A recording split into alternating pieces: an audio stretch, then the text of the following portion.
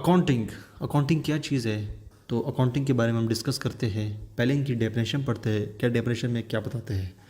Accounting refers to keeping, organising and analysing financial records for an individual, organisations और businesses.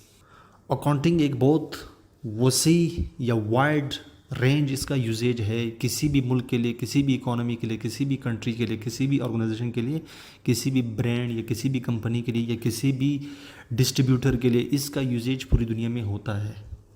इसके बगैर हम कुछ भी नहीं कर सकते। जितनी भी बिजनेस एक्टिविटीज़ है, अकाउंटिंग जब तक नहीं होगी तो कुछ भी हम नहीं कर सकते। अकाउंटिंग बेसिकली हम ये कह सकते हैं कि हमारा डेटा को ही रिकॉर्ड करते हैं, हमारा ही फाइनेंशियल एक्टिविटीज़ को रिकॉर्ड करते हैं। यानी मेरे पास कैश फ्लो कितना है और कैश आउटफ्लो कितना है, कितना कैश मेरे पास आया, कितना कैश हमारे पास गया, इस रिकॉर्ड्स को ये मेंटेन करते हैं। यानी फाइनेंशियल्स एक्टिविटीज़ को, फाइनेंशियल्स जितने भी मामूलात है उसको कैलकुलेट करने के लिए अकाउंटिंग की यूजेज होते हैं। क्योंकि जब तक हम किसी चीज़ को काउंट नहीं करते तो हमें कैसे पता चलेगा कि मेरे पास कितने आ रहा है, कितने जा रहा है।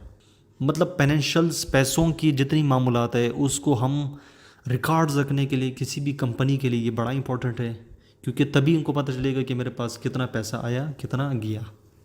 ये मैं बड़े सिंपल वर्ड में यही समझा रहा हूँ कि अकाउंटिंग किसी भी ब्रांड, किसी भी मुल्क, किसी भी इकोनॉमी, किसी भी कंपनी के लिए इम्पॉर्टेंट इसलिए है कि उसने रिकॉर्ड रखना होता है कि उसने अपने फाइनेंशियल हालात को कैसे मेंटेन करते हैं, कि इसके पास कितना पैसे आ रहा है, कितने जा रहा है, इसमें लॉस कितना हो रहा है, इसमें प्रॉफिट कितना हो रहा है, इसमें लाइबिलिटीज़ कितना है, इसमें एसेट्स मेरे कितना है, इसमें मेरे कैपिटल कितना है, इसमें मेरे ड्राइंग्स कितना है, इसी तरह इसमें मेरी इक्विटी कितनी है। ये सारा कुछ, ये जितनी भी टर्म्स और फिलर्स है हमने इसी के अंदर, अकाउंटिंग के अंदर ही हम डिस्कस करते हैं। जैसे कि हम बैलेंस शीट बनाते हैं, फाइनेंशियल्स बनाते हैं किसी भी कंपनी के लिए, ठीक है।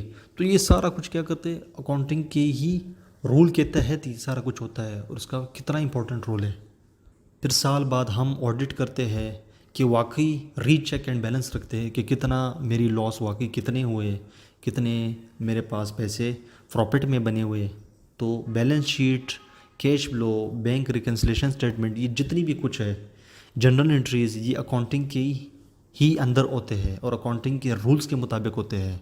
अकाउंटिंग जब तक किसी भी मुल्क या इकोनॉमी के लिए नहीं होगा तो वो अकाउंटिंग नहीं कहलाया जाता, उसके बगैर कोई सिस्टम नहीं होता।